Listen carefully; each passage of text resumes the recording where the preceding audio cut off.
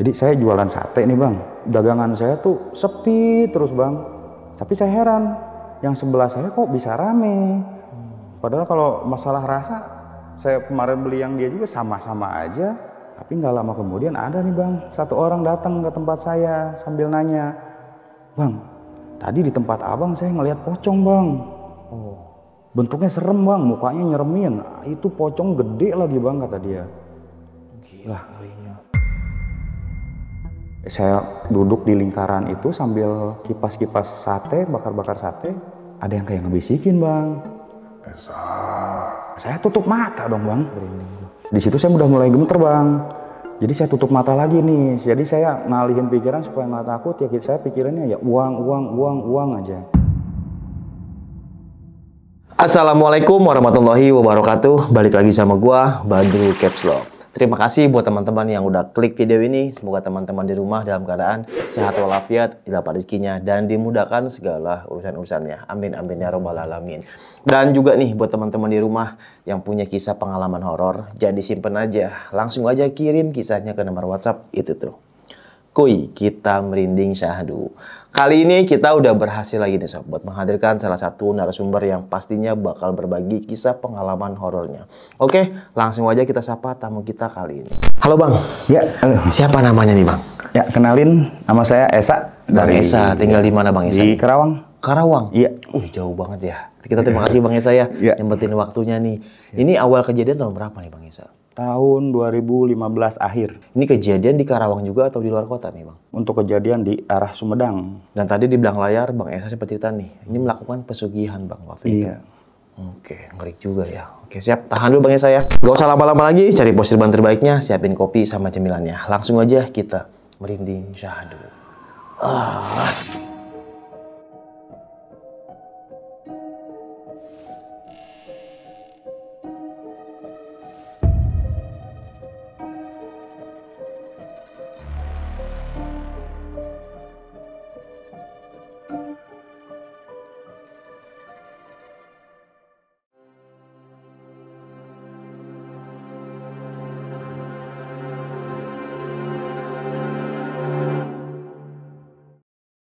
Gimana nih bang Esa, kisah pengalamannya nih bang? Iya, kejadiannya di 2015 akhir ya. Oke. Jadi kita tuh kayak ada semacam geng lah. Semacam geng, jadi saya tuh bertiga, saya, Andri, sama Ronald. Nah kita tuh sering nongkrong di rumahnya Ronald, karena kita ya udah kayak keluarga lah. Orang tuanya udah deket, jadi kita udah bebas di situ, udah ngapa-ngapain tuh udah bebas. Nah singkat cerita, ada dua teman kita lagi, namanya Ayu sama Rini. Oke, cewek berarti ini? Cewek, itu kita udah kayak keluarga, udah deket banget. Jadi kita kalau ada masalah sering sharing bareng, apa bareng. Waktu kejadiannya itu Jumat malam. Jumat malam jam 2 kita lagi main gitar-gitar bareng, lagi ngopi, lagi nyanyi-nyanyi. Ayu sama Rini tuh datang. Si Rini ini nangis. Ditanya kenapa dia nggak jawab, kita semua jadi panik kan. Si Ayu inilah yang cerita permasalahannya, bahwa dia tuh hamil. Tapi udah nikah bang? Belum. Dia cerita itu kejadiannya udah hampir 4 bulan ternyata kandungannya. Dia tuh kita tuh minta tolong buat carikan obat buat menggugurkan kandungannya. Kita mana ada yang tahu dong. Iya kita bandel, cuman bandel normal-normal aja, nggak sampai ada yang ngugurin kandungan. Akhirnya kita dengan keadaan panik, kita runding baiknya gimana, akhirnya kita suruh pulang mereka berdua. Suruh pulang, kita bertiga runding, akhirnya kita ingat. Kita punya teman ini nih, namanya si Yosep. Dia itu emang udah badung lah ya, udah badung. Kita telepon itu jam 3 subuh. 3 subuh itu telepon, untungnya diangkat. Kita telepon, Sep, ada teman kita nih hamil, dia minta digugurin. Itu obatnya apa ya Sep, belinya di mana?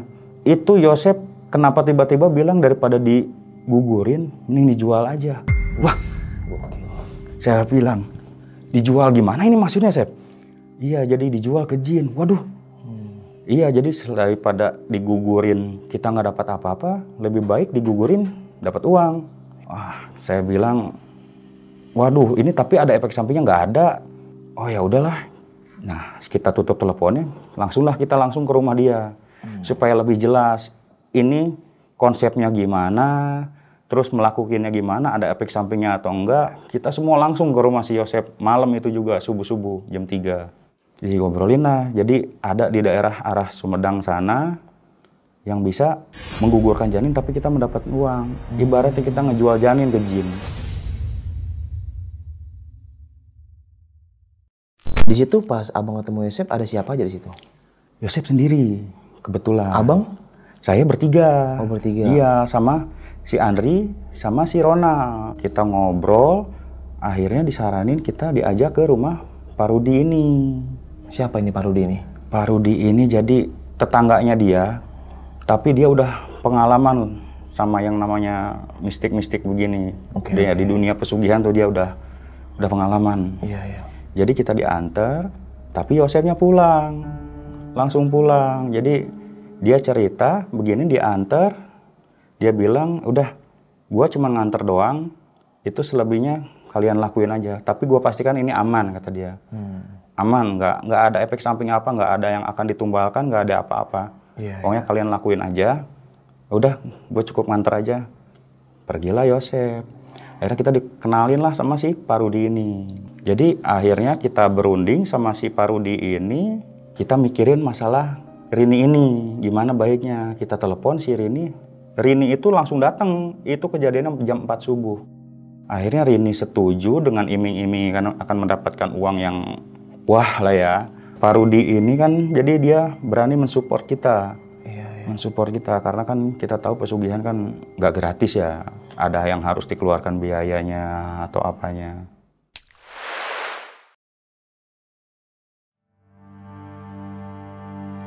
Selang 2 hari, hari Minggu itu kita kumpul di rumah Pak Rudi. Jadi saya, Ronald, Andri, sama Ayu tapi nggak ikut ya, cuma nganter sampai ke rumah Pak Rudi. Si Rini inilah yang ikut. Kita berangkat ke daerah arah Sumedang. Jadi rumahnya emang di pinggir jalan, tapi masih masuk gang lah ya. Tapi masih samping jalan, masih kejangkau lah. Kita diperkenalkan lah sama si A ini, kuncennya inilah ibaratnya. Umur berapa tuh kuncennya, Bang? Umurnya sih kayaknya masih muda, Pak. Masih muda? Iya, sekitar 40 ke bawah kayaknya. Nah, dijelasin lah permasalahannya. Akhirnya ritualnya ini nggak susah sebetulnya. Jadi si Rini ini dimasukin ke dalam kamar, di ruangan yang gelap, di depannya ada kardus. Jadi kata si AA ini kalau emang ritual ini berhasil, si dusnya ini langsung berisi uang. Kita nunggu kan di luar. Nah, ada sekitar 1,5 jam, Rini keluar. Untuk percakapannya, saya kurang tahu ya apanya. Jadi yang Rini lakuin itu ngobrolnya berdua intens sama si kuncennya ini. Jadi kita sama sekali nggak tahu, tapi gagal ritual ini tuh. Saya nggak tahu alasannya apa. Akhirnya kita pulang, di perjalanan tuh si Rini ini kita tanya alasannya nggak ngejawab. Tapi dalam waktu 2 hari harus balik lagi. Ke rumah kuncen itu? Iya, ke rumah kuncen ini. Iya, iya. Sampai rumah kita bubar, tapi saya bertiga, saya, Ronald, sama Andri tuh masih berunding nih.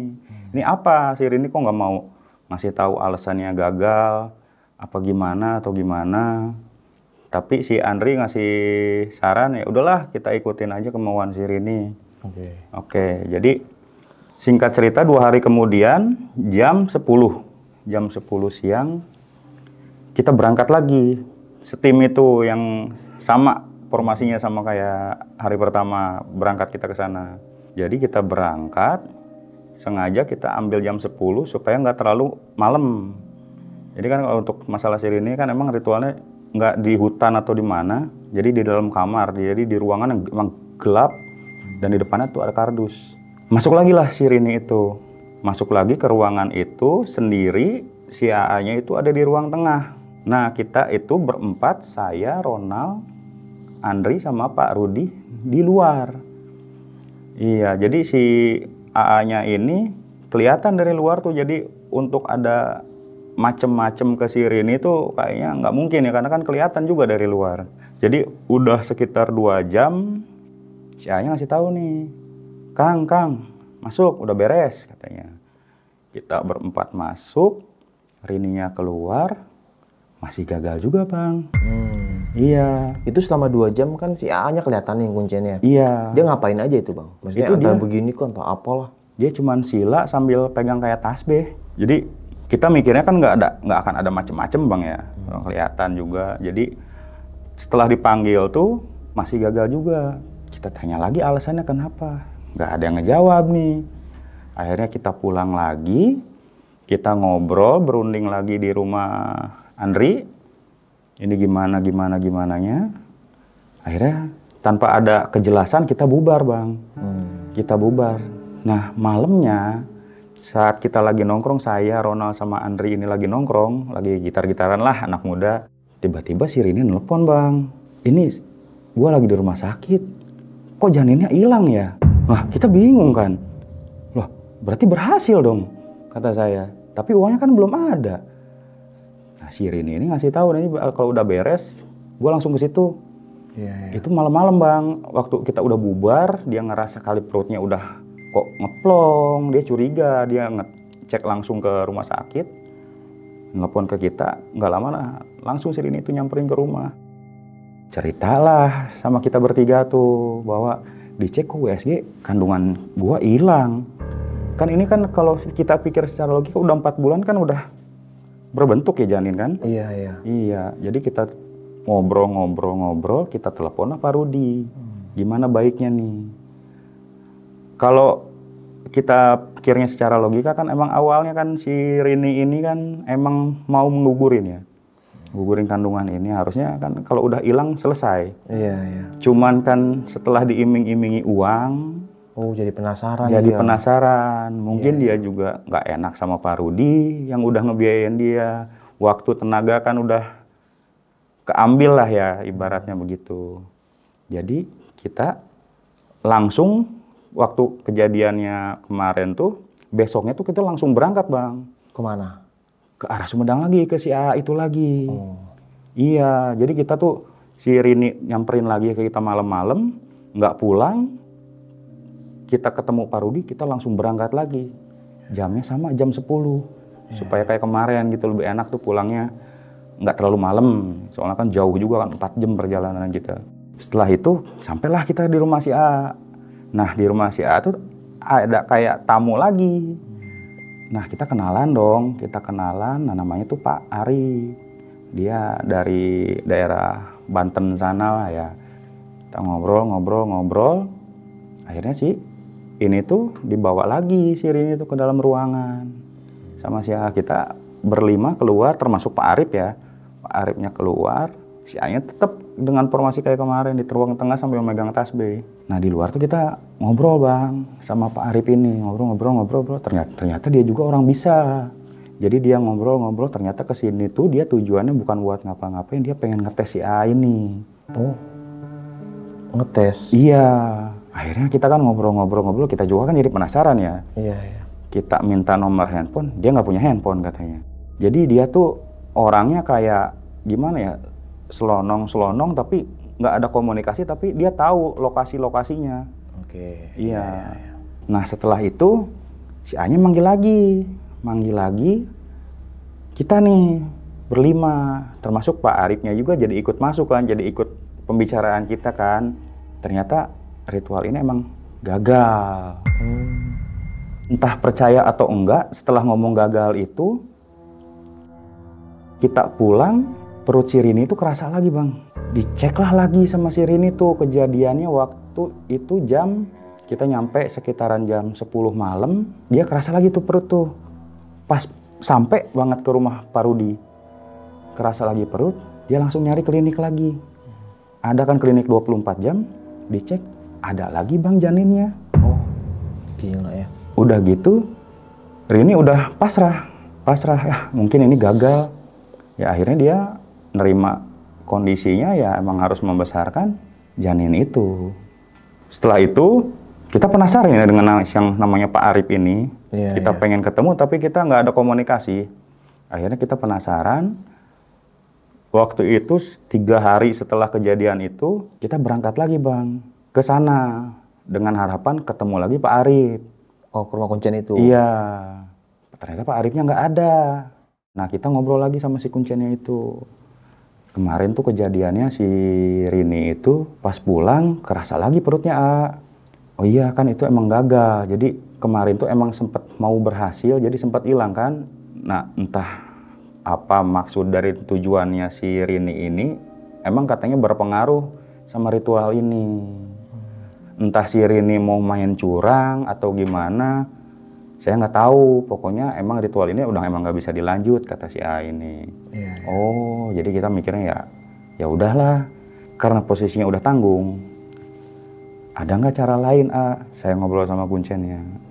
Tapi yang kira-kira tidak ada efek samping, semacam tumbal atau apa. Kata dia ada, cuman emang yang satu kayak kawin sama jin. Cuman emang prosesnya ribet. Tapi ada satu, kita jualan sate. Jadi si A-nya jelasin, kita jualan sate bulus. Bulus apa ya itu yang kura-kura yang moncong itu, kata si A-nya. Oh, terus gimana lagi? Ya kita jualan, tapi di tengah hutan. Wah, horor juga kata saya kan. Tapi itu nggak ada efek sampingnya. Nggak ada kalau efek samping. Kata dia, kalau mau sekarang malam ayo kita jalanin. Wah, kata saya nyari bulusnya juga di mana. Terus kan kata dia ada syarat lain. Apa? Jadi harus pakai minyak babi. Oh, minyak babi. Iya, saya pikir nyari minyak babi di mana, saya bilang. Akhirnya kita pulang. Pas itu jadi kejadiannya emang nggak lama. Jadi kita sore udah pulang kan. Jadi kita tujuannya tuh cuman untuk nyari Pak Arif sebetulnya. Tapi nggak ada. Nah, akhirnya kita ada dapat satu kesempatan lagi jualan sate itu. Kita pulang.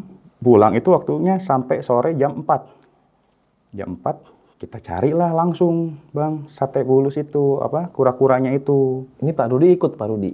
Pak Rudi ikut. Jadi dia tuh kayak, ya mensupport karena dia punya kendaraan lumayan lah, ada banyak. Jadi kita tuh dikasih satu-satu tuh.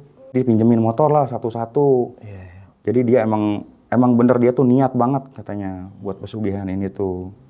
Jadi kita nyari tuh, Bang, sate bulus. Dapatlah si bulus ini. Masih di sekitaran Karawang. Oke. Nah, untuk minyaknya ini susah, Bang, kita carinya. Kita sampai ke Bekasi carinya. Dapatlah itu pun lemaknya itu. Jadi kita bawa lemaknya malam-malam langsung kita olah jadi minyak pakai kaleng itu. Nah, kita langsung telepon dong si A-nya. A, udah siap nih. Kapan? Ya udah mau besok-besok. Ayo, kata dia. Akhirnya kita pulang, istirahat, berangkat jam 10 lagi.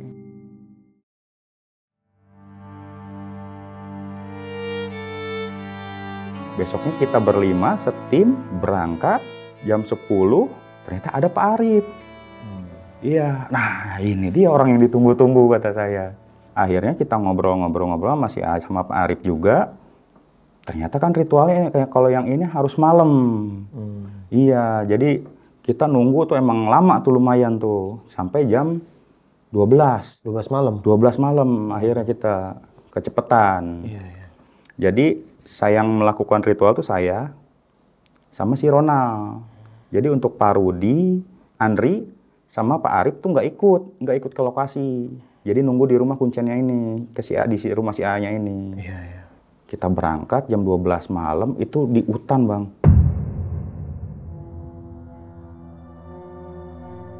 Ada semacam makam, kayak makam zaman Belanda, cuman 5 atau 6 kayaknya. Disitulah kita ngelakuin ritual, Bang. Kita ke tengah-tengah hutannya itu sejam lebih. Iya, saking jauhnya. Maksudnya jalan kaki tuh ke hutan? Pakai motor. Pakai motor. Iya, pakai motor. Iya, iya. Pakai motor ditaruh, kita jalan kaki sekitar 15 menit. Ternyata emang udah disiapin sama si A-nya tuh. Jadi kita dilingkarin sama lilin. Dari tengah-tengahnya tuh ya bara api kita buat bakar sate. Jadi jam 1 lewat, kita sampai ke lokasi, kita disuruh buka celana, Bang. Buka celana, jadi ritualnya emang harus pakai celana dalam aja, kata dia. Iya, iya. Jadi kita dilingkarin lilin, sama ada yang buat bakar-bakar itulah, bakar-bakar sate. Tapi kita gantian, nggak langsung kita berdua yang melakukan ritual. Jadi si AA ini sama si Ronald nunggu sekitar 500 meter. Ya, jadi kalau emang kita udah ngerasa takut atau gimana, kalau nyerah, tinggal teriak. Ya ibarat kayak uji nyali gitu lah bang ya. Akhirnya saya yang melakukan pertama nih bang. Saya duduk di lingkaran itu sambil kipas-kipas sate, bakar-bakar sate. Ada yang kayak ngebisikin bang. Saya tutup mata dong bang. Merinding gua. Nah saya tutup mata sambil baca yang disuruh sama si AA. Untuk bacanya saya kalau fullnya itu saya udah lupa, tapi awal-awalnya tuh semacamnya. Saya tutup mata sambil baca-baca yang disuruh si AA. Saya melek, itu tinggi gede bang, muterin lilin. Tapi entah gimana dia nggak bisa masuk ke lingkaran ini bang. Tinggi gedenya bentuknya apa tuh? Kayak bayangan, dia muterin lilin kayak lari gitu. Di situ saya udah mulai gemeter bang. Jadi saya tutup mata lagi nih. Jadi saya ngalihin pikiran supaya nggak takut. Ya saya pikirannya ya uang aja. Nggak lama itu ada bau-bau amis bang. Wah ini saya pikir ini si A-nya ngerjain atau gimana. Tapi nggak lama langsung berubah lagi jadi Wangi Melati bang. Iya. Akhirnya si A-nya nyamperin tuh. Gimana Kang katanya. Saya jelasin lah kejadiannya begini. Saya tadi ngelihat ada kayak bayangan tinggi gede lari muterin lilin. Sama nyium-nyium bau amis sama bau melati, kata saya. Si A-nya bilangnya itu udah mau berhasil. Tapi entah kenapa kata dia kayak nggak bisa masuk kan. Iya, jadi dia cuma muter-muterin lilin doang kata saya. Akhirnya saya dipanggil lagi, saya menyan mata saya. Diolesin menyan? Iya, diolesin menyan. Saya balik lagi, entah kenapa saya kuat cuma 5 menit. Ngegeramnya itu makin kenceng, kayak panas tuh punggung, padahal kan api di depan ya. Harusnya yang anget itu badan depan, ini panas banget bang, panas. Akhirnya saya teriak lah, wah udah saya nggak kuat. Iya, akhirnya si Daarnya dateng, tukeran lah kita, ganti yang ritualnya si Ronald ini. Saya udah panik, pucet, saya nunggu giliran sekarang gantian sama si A di sekitar 500 meter lah. Saya ceritain tuh kejadiannya begini. Tadi saya punggung udah panas, ini suaranya manggilnya ngegeremnya makin kenceng. Oh, Esa. Wah. Saya kalau ingat-ingat kejadian itu merinding bang. Iya. Jadi saya tuh waktu ngobrol sama si A-nya saya ceritain, ternyata si Ronald juga waktu nunggu nyium-nyium bau amis. Nah kok bisa sama kata saya. Akhirnya saya kurang tahu si Ronald akhirnya juga gagal. Kenapa tuh dia gagalnya? Sama, malah dia 5 menit doang kayak saya. Awal langsung gagal aja. Dia nggak bisa ngelanjut. Katanya sama kejadiannya bang, ada yang geram. Cuman dia nggak lihat makhluk-makhluk yang begitu. Akhirnya kata si A, ya udahlah, mungkin kita lanjut aja besok, tapi dengan lokasi yang berbeda kata dia. Tapi masih di tengah hutan. Akhirnya kita balik ke rumah si AA, kita runding. Akhirnya daripada kita bulak-balik ya bang ya, akhirnya kita nginep bang. Oh, nginep di rumah si Kuncen itu? Iya, nginep di rumah si Kuncen itu. Siapa aja nginep bang waktu itu? Saya, Ronald, Andri, Pak Rudi. Oh, Pak Arif? Pak Arif pulang. Oh, pulang. Iya, jadi tengah malam dia pergi, tapi pagi-pagi balik lagi. Balik lagi. Nah, pagi-paginya itu kita ngobrol bareng.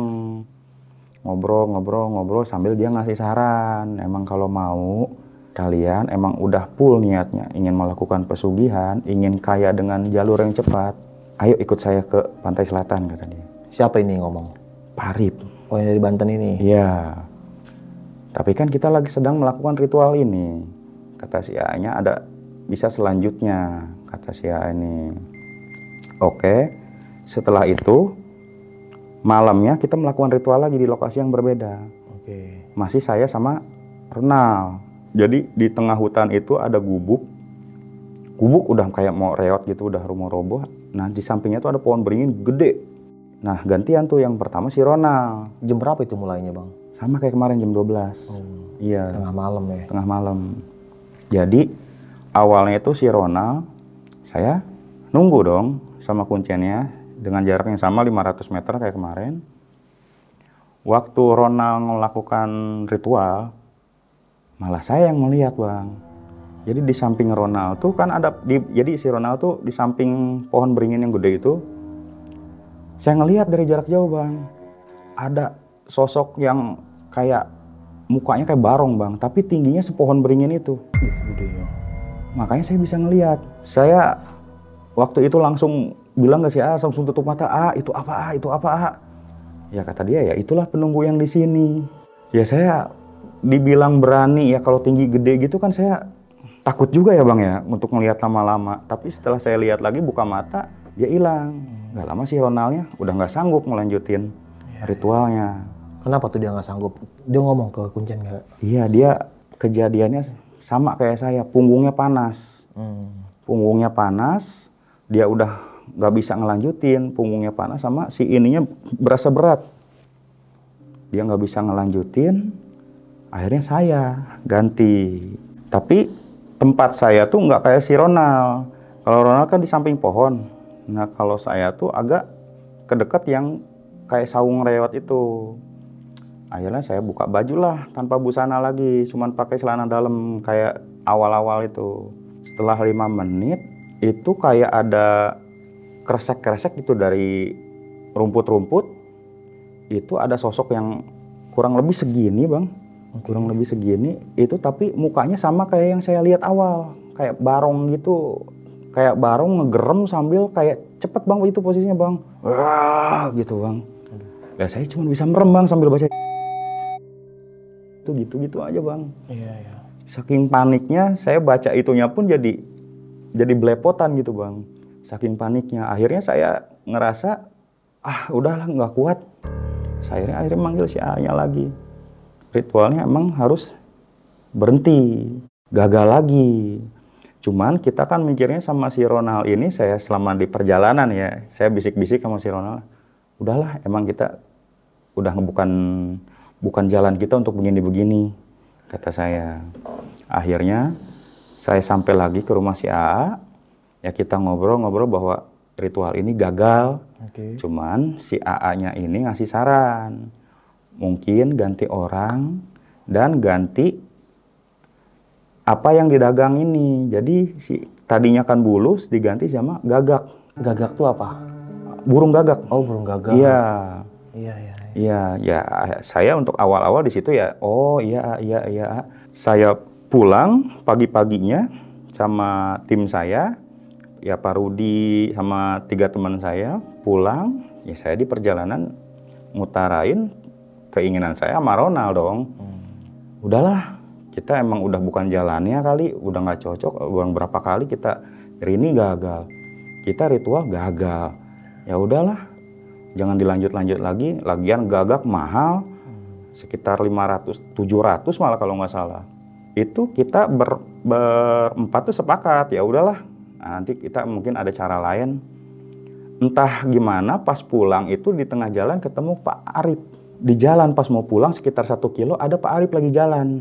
Oh. Kita berhenti dong. Kita tanya, Pak mau kemana? Mau ke rumah si AA katanya. Oh, kalian mau kemana? Mau pulang. Boleh nggak saya ikut sambil ngobrol-ngobrol, pengen main, pengen tahu rumah kalian. Kebeneran banget dong. Akhirnya dia masuk, ngobrol lah di jalan di dalam mobil. Sambil dia meyakini kita, gimana? Mau nggak kalian? Mau katanya, kata si Andri ini. Andri kan yang paling gesit kan, yang paling semangat, tapi dia nggak pernah turun. Iya, nggak pernah ikut ritual. Akhirnya kita sampailah di rumah itu sekitar jam 10, jam 11 siang. Di rumah siapa nih? Di rumah Pak Rudi. Iya, kita ngobrol lah, ngopi-ngopi sama ada Pak Arif juga kan. Kita ngobrol-ngobrol, jadi ritualnya mau kapan nih Pak? Kayaknya minggu depan kata dia. Minggu depan, soalnya saya mau ada ke Garut kata dia. Mau ada ke Garut, mau ada perlu. Oh, ya udah nanti kita tapi kan si Pak Arif ini Pak, tapi kan Bapak kan nggak pegang handphone, nggak ada. Ya udah pokoknya saya udah tahu rumah, nanti saya ke sini. Kata dia. Setelah itu kita bubar Bang. Kita bubar, ya Pak Arif juga kan pergi, dia ada urusan ke Garut, katanya diantar nggak mau, kata dia saya mau jalan kaki aja. Oh, jalan kaki? Jalan kaki. Buset. Jadi kita bubar, siang-siang juga udah bubar. Tanpa sepengetahuan kita, si Andri ini ngobrol berdua. Sama Pak Rudi. Ternyata dia tuh beli gagaknya itu, Bang. Padahal udah kita ingetin, udah jangan. Soalnya kita udah 2 kali gagal yang jualan-jualan begini. Kalau mau ya cari cara yang lain, kata saya. Akhirnya tanpa sepengetahuan kita berdua tuh, si Andri ini minta uang ke Pak Rudi untuk beli gagar. Kita nggak tahu tuh, Bang, untuk masalah itu kita nggak tahu. Pulang pokoknya dia pergi lagi ngobrol sama Pak Rudi. Besoknya tuh dia nggak ada subuh-subuh tuh si Andri tuh. Saya kan emang jarang pulang, jadi seringnya nginep di rumah si Andri ini. Dia pergi.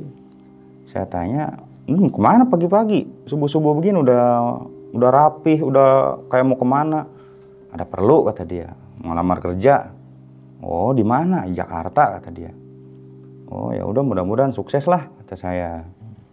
Dia berangkat, pulang sekitar jam 1-an, bawa gagak, Bang. Masih hidup atau udah mati? Masih hidup, masih dalam kandangnya. Iya. Saya bilang, buat apaan mau dilanjutin itu yang di AA? Kata saya. Oh ya, udah tanggung kan. Saya bilang, udah jangan, kata saya. Itu uangnya dari mana? Pak Rudi. Ya ampun, kata saya. Tapi ya untuk masalah burung gagak ini saya udah angkat tangan, Bang. Jadi pergi pun mereka cuma berdua. Saya udah nggak ikut. Jadi besok udah pas beli itu burung gagak, besoknya tuh pergi lagi. Sama jam 10 lagi. Siapa yang pergi tuh? Jadi cuma berdua, Pak Rudi sama Andri doang. Iya, pakai motor, karena cuma berdua kan akhirnya pakai motor dia pergi. Ya, kita sambil tanya-tanya aja lewat, kalau zaman dulu kan BBM ya. Sambil di BBM tuh, jadi kita sambil tanya-tanya gimana hasilnya, gimana. Dan akhirnya pas besoknya pulang, gagal juga kan, Bang. Iya. Nah, saya udah ingetin, udah jangan, kata saya, buang-buang uang. Saya kasihan juga kan Pak Rudinya yang support. Setelah itu datanglah Pak Arif. Setelah seminggu setelah ketemu itu, dia datang lagi ke rumah Pak Rudi.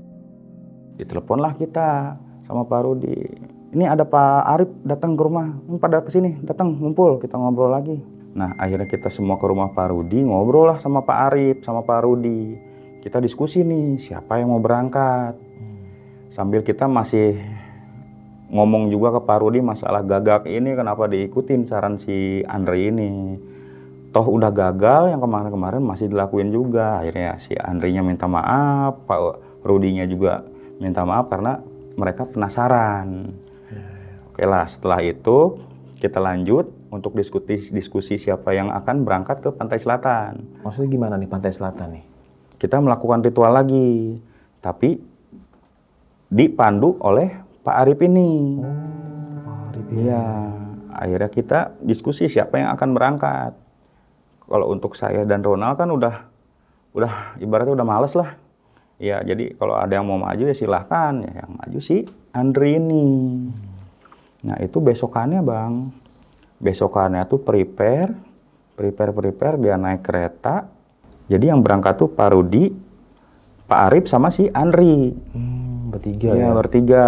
Jadi saya sama si Ronald tuh cuman nunggu kabar aja. Tapi sebelum berangkat, Pak Arif ini sempat bilang nih, ritual ini bisa berhasil kalau si petapa ini bertemu sama Nyi Roro Kidul. Ya, jadi kalau misalnya dia selama bertapa itu tidak melihat Kanjeng Nyai, kalau kata dia, itu ritual ini secara mutlak gagal, tidak bisa dilanjut. Akhirnya mereka bertiga berangkat, saya nunggu kabar.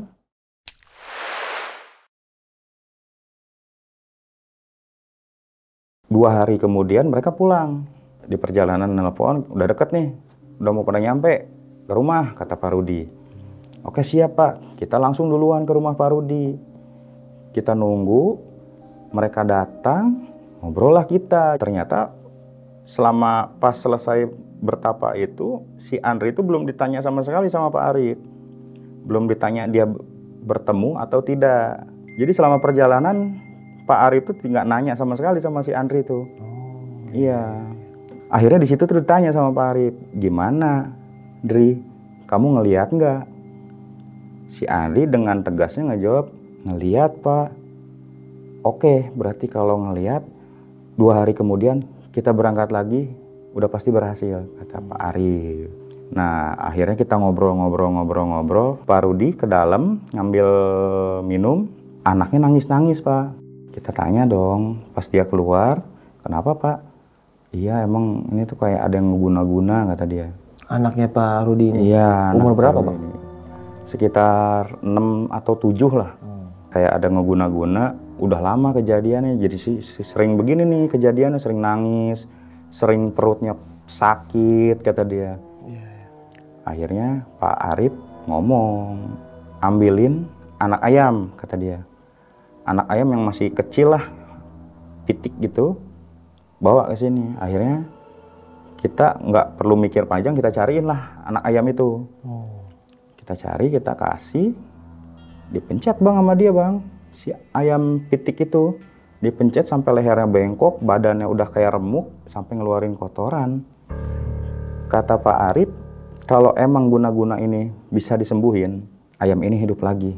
Tapi kalau emang udah nggak bisa disembuhin, ya udah ayam ini nggak bakal hidup lagi. Kita kalau secara berpikir secara logika kan ayam udah remuk gitu, udah bengkok lehernya, udah sampai ngeluarin kotoran, mana mungkin bisa hidup lagi kan. Tapi selang 5 detik tuh ayamnya hidup lagi bang. Malah langsung terbang-terbang gitu, loncat-loncat, hidup lagi aja, normal lagi. Kita bingung dong di situ bang, orang udah ngeluarin kotoran, udah remuk, kok bisa hidup lagi, kata saya.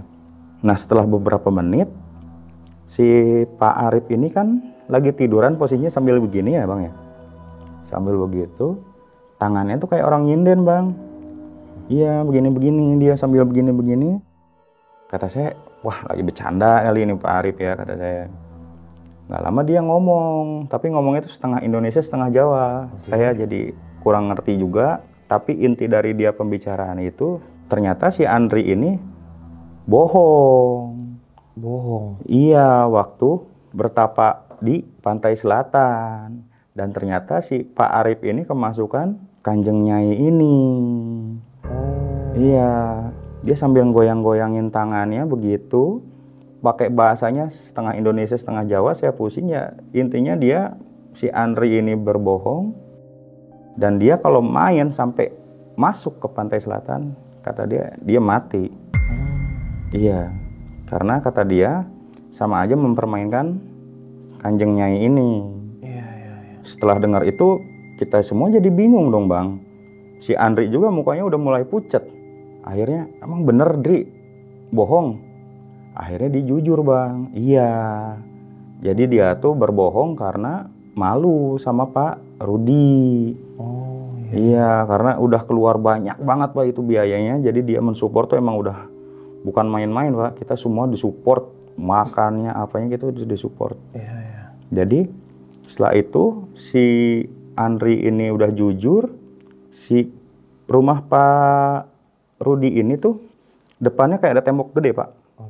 Jadi tembok gede, di belakangnya tuh 1 meter ada tembok lagi bang, gede, jadi double dinding gitu, tapi jaraknya 1 meter, tapi dengan tinggi yang sama. Posisi masih siang, si Pak Arif ini masih lambai-lambain tangannya kayak sinden, terus dia tangannya begini bang, padahal pelan doang begini, jauh sama tembok juga. Dan tembok yang double ini, yang di belakang ini tiba-tiba rubuh bang. Kita semua panik di situ bang. Itu kan tembok besar, panjang kan ya. Itu kok bisa roboh? Akhirnya semua di sini panik. Kita ngelihat, wah ternyata tembok yang di sana yang roboh, dan untungnya robohnya ke arah belakang. Kalau ke depan, wah meninggal semua kita bang. Akhirnya warga kan pada keluar dong bang, otomatis ada apa ini siang-siang? Dilihat temboknya roboh. Akhirnya ya ditanya, ini ada apa ya? Kita juga kan nggak tahu bang ya, ini ada apa. Ya akhirnya si Andri inilah yang kita cecer. Ya kita rundingan lagi, kenapa kamu ini udah masalah gagak, masalah ini masih aja ngeyel. Ya akhirnya dia terus terang jujur, malu sama Pak Rudi, kata dia. Sementara Pak Rudinya padahal mah kalau ngomong dari awal ya saya udah pasrah aja, kata dia. Nah setelah itu akhirnya kita makin intens nih Bang, makin kenal sama si Pak Arif ini. Oh iya ya. Iya, jadi dia ngajarin lah katanya orang-orang Kerawang ngapain cari-cari ilmu keluar, katanya padahal di sini juga banyak, kata dia. Akhirnya kita dikasih tuh Bang kayak ilmu-ilmu TikTok lah kalau anak muda lah ya. Iya. Iya, Jadi ilmu TikTok. Jadi ada yang makan gabah tuh tapi harus ganjil. Terus kita dikasih yang telur dipakai kaligrafi. Untuk teman-teman saya semuanya berhasil Bang. Saya doang yang enggak nih. Saya doang yang enggak. Jadi saya cuma dibakar kayak tulisan apa gitu, dibakar, dimasukin ke gelas, tuangin air, saya minum Bang. Saya bilang, ini apa Bang? Ini apa Pak efeknya? Udah, pokoknya mah lihat aja nanti. Nah, nggak lama, setelah 5 menit, saya beli rokok ke warung sama si Rona, naik motor. Itu hawanya pengen berantem terus Bang. Iya, jadi ada orang ngeliatin saya turun, ajakin berantem. Tarik lagi sama teman saya. Ada yang ngeliatin lagi, turun lagi, ajakin berantem. Tapi sempat berantem? Enggak, saya ditarik terus untungnya sama teman saya. Akhirnya dibawa lagi ke Pak Ari. Pak, ini mah terlalu parah Pak, kata saya. Ini pengen berantem terus. Ya akhirnya, ya udah nanti bentar tunggu, kata dia. Saya ngobrol lagi lah sama teman-teman saya. Langsung dia panggil lagi, nih minum. Minuman bekas dia. Saya minum lah sedikit. Itu langsung tenang hawa saya. Hawa saya langsung tenang, saya tanya-tanya ke temen. Ternyata diludahin sama Pak Arifnya. Airnya itu? Airnya itu, iya. Nah setelah itu, bukan selesai masalahnya, ternyata makin rumit Bang.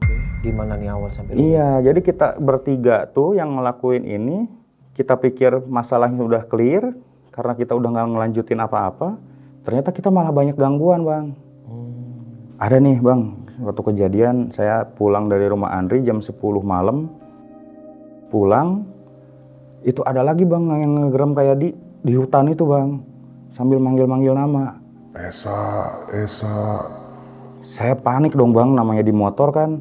Saya pulang, saya ngebut, saya tutup pintu kamar, langsung masuk ke dalam.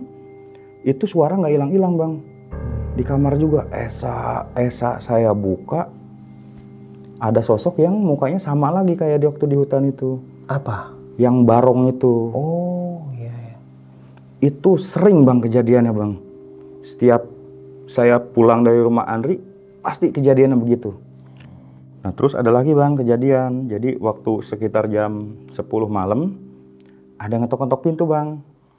Saya bukain pintu, kosong. Saya tutup lagi dong pintunya. Diketok-ketok lagi Bang. Diketok-ketok lagi, saya buka, kosong. Nah yang ketiga kali Bang, dia ketok-ketok. Jadi waktu saya buka yang ketiga kali, ternyata ada sosok barong itu lagi Bang. Ada di pojok deket pintu luar. Saya panik, saya teriak, saya lari langsung ke kamar orang tua saya dong. Akhirnya saya ngobrol, akhirnya saya ceritalah kejadiannya bahwa saya tuh pernah melakukan pesugihan ke mama saya tuh. Kamu ngapain ngelakuin yang begitu-begitu? Emang kita ngasih makan nggak kurang? Kata mama saya. Akhirnya saya diceramahin lah sama mama saya. Nanti sambil dipikirkan gimana solusinya. Dan belum selesai Bang. Saya terus dapat gangguan dari si makhluk yang berbentuk barong ini. Oh, gimana tuh? Akhirnya waktu itu saya mencoba ngelamar jadi security. Ya, jadi selama saya sebelum jadi security itu saya pendidikan dulu Bang di Bogor. Itu di kayak tempat pendidikan, itu makhluk itu tuh tiap malam Bang manggil-manggil saya. Gimana nih awalnya nih? Maksudnya prosesnya tuh, masih sampai manggil-manggil? Iya, jadi setiap udah beres kita melakukan aktivitas pendidikan gitu, malam saya tidur, saya kan ada narik-narik kan Bang, kaki itu. Tarik-tarik, saya bangun, nggak lama geraman itu tuh ada lagi. Sambil manggil-manggil nama. Esa. Saya tiap malam tuh nggak bisa tidur bang. Kayak diteror gitu Kayak ya? diteror bang. Akhirnya setelah pendidikan selesai, saya jadi security di sebuah perusahaan bang, di daerah Karawang. Jadi kejadiannya waktu saya jadi security di sebuah perusahaan, security kan suka patroli kan bang ya? Oke. Suka patroli, saya setiap sendiri patroli itu waktu malam, si sosok Barong ini selalu ada bang, pasti muncul. Entah saya lagi di belakang, dia tiba-tiba nongol. Entah saya lagi patroli ke samping sambil ini amano, dia tiba-tiba lewat. Saya udah nggak dapat ketenangan dong di hidup saya bang. Setiap malam pasti saya dapat gangguan. Di situ saya kayak lama-lama kayak stres bang. Si wajahnya itu udah terbayang-bayang terus di pikiran saya. Dari taringnya, matanya yang besar, terus merah. Saya udah nggak kuat bang. Akhirnya saya bilang lagi ke orang tua saya, dan saya dibawalah ke orang pinter lah. Iya. Waktu datang tuh, Assalamualaikum, Waalaikumsalam. Kata dia, ini nih bawa anak nih yang kemarin saya ceritain kata mama tuh. Oh iya masuk bu. Masuk, dia ngelihat saya, kapan kamu ngelakuin yang begitu-begitu kata dia. Saya padahal belum cerita kan. Oke. Terus itu jualannya di mana? Sampai dia tahu saya tuh apa yang dilakukan saya tuh dia tahu. Padahal saya ke mama saya tuh cuman ngomong masalah pesugihan doang. Iya. Tapi nggak ngomong masalah jualan sate sampai segala macam tuh saya nggak ngomong. Tapi si orang pinternya ini tahu. Jadi dia nanya, kamu jualan itu udah berapa lama? Saya bilang ya udah hampir sekitar 1 tahun yang lalu. Tapi masih diganggu sampai sekarang, kata saya. Kenapa kamu ngelakuin begitu ya? Saya awalnya kan ya karena uang, kata saya. Awalnya karena uang, dan si kuncinya itu bilang ya emang kan nggak ada akan gangguan apapun. Iya, jadi nggak ada efek samping, ya akhirnya kita berani. Akhirnya dijelasin lah kata si orang pinter ini, yang namanya kita bertransaksi sama jin, ya pasti ada efek sampingnya. Bohong itu kalau dia nggak ada efek dari pesugihan ini, walaupun cuma jualan sate, kata dia. Di situ saya disuruh ke kamar mandi. Jadi di kamar mandinya itu ada bak, kayak ember gitu, tapi udah ada kembang gitu, kembang 7 rupa bang.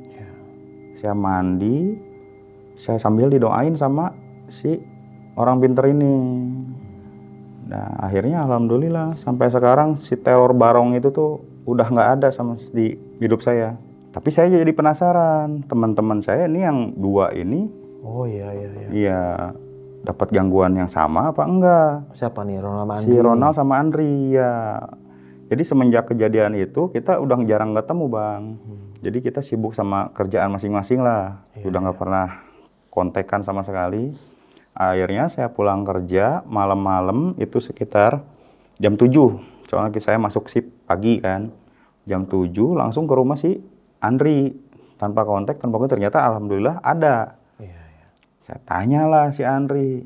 Kejadiannya bahwa saya tuh sering diteror selama setahun ini tuh sama si sosok Barong ini tuh. Saya ceritain semua sama si Andri. Dan ternyata dia pun sama. Dan dia pun masih sampai sekarang katanya. Maksudnya sampai sekarang tuh waktu saya tanya si Andri itu. Iya. Nah saya jadi makin penasaran sama si Ronald ini. Akhirnya kita telepon lah si Ronald. Sama nggak kejadiannya sama kayak saya sama si Andri? Telepon. Nah gimana? Nah biasa gawe. Lu kejadian pernah nggak diteror sama Barong selama setahun ini? Iya, kok lu bisa tahu? Sama, ternyata kita bertiga juga kejadiannya, kata saya tuh.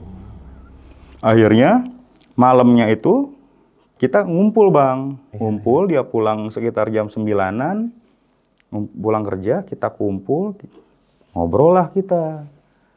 Ternyata efek dari pesugihan itu emang benar, dan sosoknya sama, sosok Barong ini. Iya. Akhirnya saya ngerasa saya kasihan Karena saya juga kan mengalami sama kejadian-kejadian mereka tuh, saya juga ngalamin. Jadi saya ajaklah si Ronald sama si Andri ini ke orang pinter ini. Oh, yang dari ibu ini nyokap. Iya. Saya ajak malam itu juga, alhamdulillahnya belum tidur. Soalnya posisi udah sekitar mau jam 12 malam. Untungnya belum tidur. Saya assalamualaikum. Wah, ada apa ini balik lagi bawa orang? Ini sekalian teman saya. Dia ngelihat barengan ya, emang bertiga ya dia. Dia langsung tahu kan, barengan yang bertiga. Ya udah masuk, akhirnya ya Ronald sama Andri ngelakuin sama yang kayak saya lakuin, dimandiin kembang 7 rupa sambil didoain. Nah, setelah itu kita ngobrol, saya sambil dikasih ceramah-ceramah lah. Ceramah apa waktu itu? Ya, jadi kalian tuh masih muda, kata dia. Jadi kalau nggak ada tuh namanya kaya lewat jalur instan, kata dia. Bohong kalau orang-orang itu bilang nggak ada efek samping. Semua yang berurusan dengan jin, transaksi dengan jin, itu pasti ada efek sampingnya. Entah itu kita meninggal, entah kita diambil nyawanya, diajak ke dunia dia. Dan hal yang kecil gini tuh efek samping dari pesugihan kita, walaupun cuma di teror ini tuh ibaratnya itu paling ringan, kata dia. Akhirnya kita merenungin kesalahan kita, ya akhirnya kita semua tobat, Bang. Kita sholat tobat, ya alhamdulillah sampai sekarang kita baik-baik aja. Gila sih, merinding, sumpah. Nah, setelah itu kita pulang dong, Bang, dari rumah ya si A yang orang pinter ini. Kita pulang, nyalain motor, kita ngobrol di jalan, ambil dempet-dempetan. Pak Rudi gimana ya? Oh iya. Iya, kan dia juga kan sama ngelakuin ini, walaupun dia nggak ritual, tapi kan dia ikut. Dia juga yang mensupport kita tuh kan dia. Ya udahlah, besok kita ke rumahnya, mumpung besok kan Minggu nih, kita ke rumahnya aja. Ya, oke lah, kita bubar ke rumah masing-masing. Jam 9 kita teleponan, janjian ketemu di rumah Pak Rudi langsung. Ini jam pagi atau malam nih? Pagi. Oh, pagi. Iya, kita janjian. Kita ketemu di rumah Pak Rudi, di depan rumahnya. Kita ketok-ketok lah pintunya, Bang. Assalamualaikum, Pak. Pak Rudi, kan biasanya kita kalau manggil gitu kan. Iya, Pak Rudi. Keluarlah istrinya. Bu, Pak Rudinya mana, Bu? Udah lama ini nggak ketemu, kangen, kata saya. Dijelasin lah dia sambil sedih. Pak Rudinya ternyata udah meninggal. Iya, 4 bulan yang lalu, kata dia. Meninggal kenapa, Bang? Dijelasin nggak waktu itu? Istrinya sih cuman bilang sakit ya. Sakit, nggak lama kemudian dia meninggal.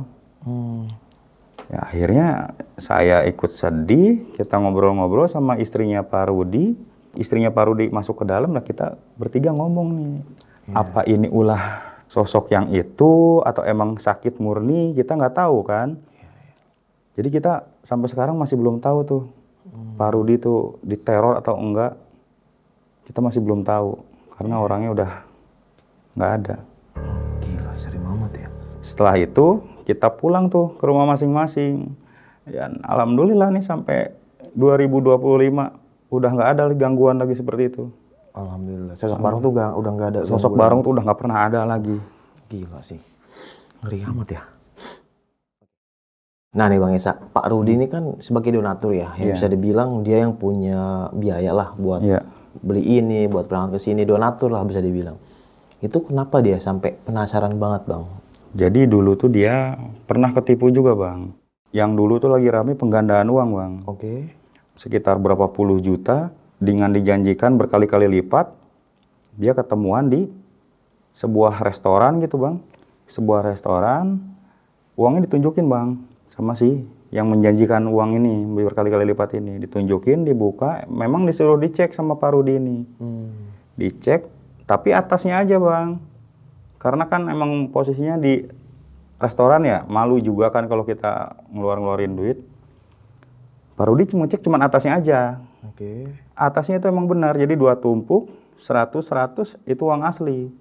Jadi orang itu nggak lama pulang, Pak Rudi masuk mobil, ternyata yang bawahnya uang mainan, Bang. Oh, Iya. jadi kayak trik gitu ya? Iya, trik. Tapi di situ bukannya kapok, Pak Rudi malah makin penasaran. Oh, gila ya. Iya. Makanya dia berani mensupport kita sampai ya mati-matian lah. Iya, iya. Semua dikeluarin sama dia, gitu. Terus kalau untuk Pak Arif ya Pak ya, Hmm. kan Pak Arif itu kan sempet ngajak ke daerah Pantai Selatan gitu kan. Terus kapan terakhir abang ketemu sama dia? Jadi semenjak yang waktu saya dikasih yang ilmu-ilmu begitu, saya udah nggak pernah ketemu lagi sama dia. Nah, jadi kan semenjak kejadian itu kita bubar tuh bener-bener udah bubar, Bang. Iya, iya. Terus kalau untuk siapa si Rini ya Bang yang tadi hamil itu gimana kondisinya dia? Akhirnya dia pasrah, Bang, membesarkan anak dia. Oh, nggak jadi dibuang? Nggak jadi. Anaknya pun sekarang udah gede, sehat. Iya, iya. Alhamdulillah ya. Gila sih, serem amat ya. Nah, terus kalau untuk si Ayu, gimana kabarnya itu Bang? Kalau Ayu nggak diganggu, karena dia kan emang nggak pernah ikut sama sekali. Oh, nggak ikut ya? Iya. Alhamdulillah semua aman-aman aja sekarang. Alhamdulillah. Iya.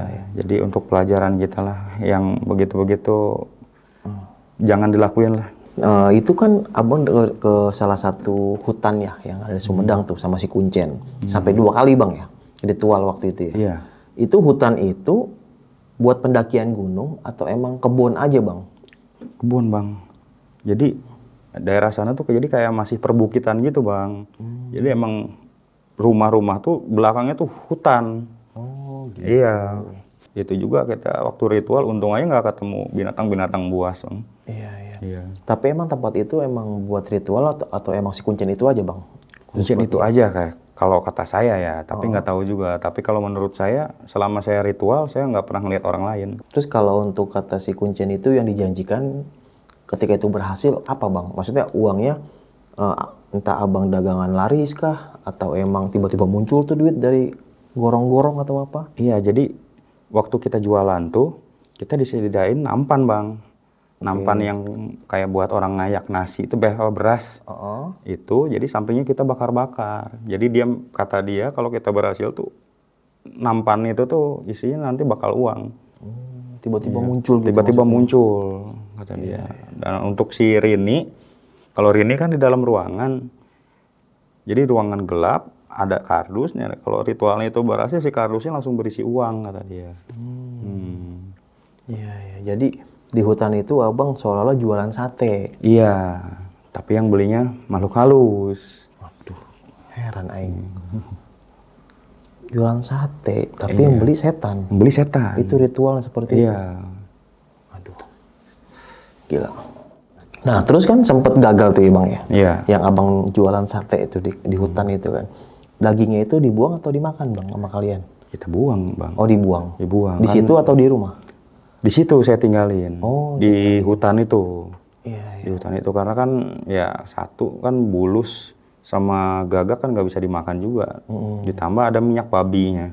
Oke. Iya, jadi ya kita tinggalin aja di lokasi. Oh, tapi si Kuncen itu Bang pas abang ke rumahnya dia orang kaya Bang?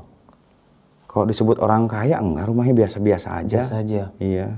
Tapi kan kalau buat diri dia sendiri kan cukup padahal maksudnya dia ritual sendiri buat kaya diri dia sendiri gitu. Karena suka bingung gitu. Iya, saya juga bingung Bang. Tapi kalau kata orang-orang sih dia tuh nggak bisa memperkaya diri sendiri. Iya. Si dukun itu. Si dukun itu. Kalau kata teman-teman saya ya, tapi saya iya. juga nggak tahu juga kurang pastinya gimana. Tapi kalau kata teman-teman saya, jadi ilmu yang dia milikin tuh bukan buat diri sendiri. Oh. Iya. Buat menjerumuskan orang lain. Iya, buat menjerumuskan orang lain. Waduh, serem banget ya. Nah, nih Bang Esa. Ya. Setelah kisah pengalaman abang ini zaman 2015 Bang ya. Iya. Ini pengalaman berharga banget lah ya. Yang abang bisa dibilang, wah ini gila sih pengalaman. Mungkin abang mau pesan-pesan buat teman-teman di rumah deh Bang. Tentang apa yang udah abang alamin pada waktu itu. Jadi buat teman-teman, janganlah kalian mikir-mikir yang pengen pesugihan. Karena efeknya tuh pasti ada buat kalian. Ya, daripada yang begitu-begitu ya, lebih baik kita kerja. Jadi apa yang udah saya lakukan ini jangan ditiru sama sekali oleh teman-teman sekalian. Karena ya nggak ada untungnya sama sekali. Kayak enggak kita diteror. Dari ritual-ritual yang saya lakukan ini gagal, hadiah juga berharga buat saya. Mungkin kalau saya berhasil, mungkin nyawa saya yang jadi jaminannya. Oke, mungkin cukup sekian nih kisah pengalaman yang dialami sama Bang Esa ini. Bisa kita ambil segi positifnya, buang jauh-jauh negatifnya. Ini pengalaman ngeri banget ya. Pesugihan sate gagak ya. Ya, bisa diambillah segi positifnya. Kalau emang mau kaya, ya kerja sih. Kata AA-nya tuh yang ngobatinnya kan bener. Kalau berurusan sama jin itu atau sama setan itu ya ada dampak negatifnya lah. Ya, itulah pengalaman. Ngeri banget sih. Cari yang halal-halal aja lah. Yang haram aja susah. Kalau yang haram nggak gampang sih nggak apa-apa. Tapi jangan deh kalau bisa cari yang halal. Karena kita kan ngasih rezeki buat kita dan keluarga kita biar semuanya berkah. Oke, semoga teman-teman di rumah selalu sehat, dipanjangkan rezekinya dan dimudahkan segala urusannya. Yang penting sehat nih. Karena udah sehat, kita bisa kerja dengan nikmat, kita bisa mencari uang yang halal. Dan pastinya semangat para pejuang keluarga. Udah nggak bisa ngomong apa-apa lagi. Udah dari awal sampai akhir ini udah benar-benar kebawa banget suasana pada waktu itu. Oke, sampai jumpa di kisah selanjutnya. Wassalamualaikum warahmatullahi wabarakatuh. Bang, makasih banyak Bang Esa ya. Mau nanya nih Bang, kalau nanti tiba-tiba ada yang minta pesugihan ke Abang, tapi pesugihannya Abang di planet Jupiter mau? Apa? Pesugihannya di planet Jupiter mau? Mau oleh planet Jupiter. Dadah. Planet Jupiter jauh banget. Sambil terbang lu Bang.